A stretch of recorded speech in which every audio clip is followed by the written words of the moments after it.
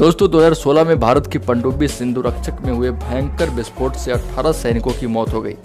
यह हादसा भारत सहित दुनिया के लिए बहुत बड़ा सबक था, क्योंकि ऐसे ही पनडुब्बी का संचालन करना काफी कठिन माना जाता है। पनडुब्बी का संचालन बड़े बड़े देशों के सामने एक बड़ी चुनौती के तौर पर देखा जाता है। पनडुब्बी में हुए हादसे से उस देश की अर्थव्यवस्था पर एक गहरा आघात तो पहुंचता ही है, लेकिन साथ ही साथ नौसैनिकों को भी दर्दनाक शहीदी मिलती है। कभी कभी तो उनके शवों को भी बरामद करना मुश्किल हो जाता है। दोस्तों आज का हमारा ये वीडियो पनडुब्बी में रहने वाले सैनिकों के लिए है।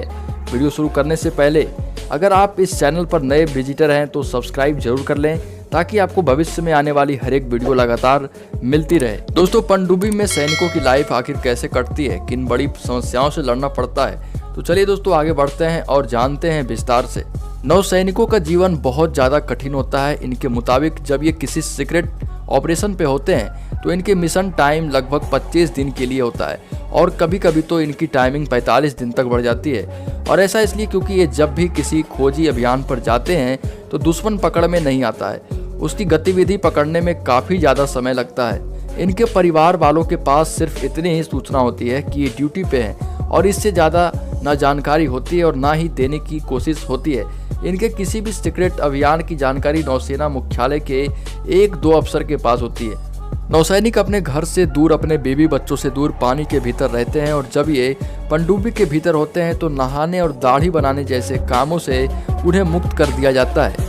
पनडुब्बी में पानी की काफ़ी कमी पाई जाती है। नौसैनिक अगर 30 दिन पानी में है तो उन्हें सिर्फ 2 दिन ही नहाने की परमिशन प्राप्त होती है, और पनडुब्बी में हर नौसैनिक को प्रतिदिन 3 से 4 मग पानी नसीब हो पाता है।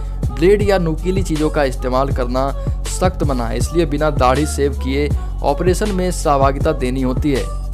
उन्हें पहनने के लिए कपड़े दिए जाते हैं, लेकिन कपड़े ऐसे होते हैं जिसे डिस्पोज किया जा सके, यानी कि उन्हें 3-4 दिन बाद डिस्पोज कर दिया जाता है। खाने के लिए उन्हें कम तड़कों वाली दाल, रोटी और सादी सब्जी दी जाती है। पनडुब्बी में खाने का सामान काफ़ी सीमित होता है। उनके लिए पहले से ही खाना स्टोर किया जाता है, और पैकेजिंग उसकी इतनी अच्छी रखी जाती है कि खाना खराब ना हो पाए, कम से कम 2 से 3 महीने तक। और खाना अगर पनडुब्बी में बनता है तो ये खास ख्याल रखना ही होता है कि ज़्यादा धुआं ना उठे, और इसलिए खास तौर से सादा खाना बनाया जाता है। दाल में छौंका भी नहीं लगाया जाता है, क्योंकि अगर छौंका लगता है तो धुआं उठना लाजमी है, और लपटे भी, इसलिए दाल में छौंका नहीं लगाया जाता। नौसैनिक की शारीरिक कष्ट। जी हाँ, जब भी पनडुब्बी अपने किसी अभियान पर निकलती है तो उसमें डॉक्टर्स भी मौजूद होते हैं, ताकि किसी नौसैनिक की कोई भी परेशानी दूर किया जाए।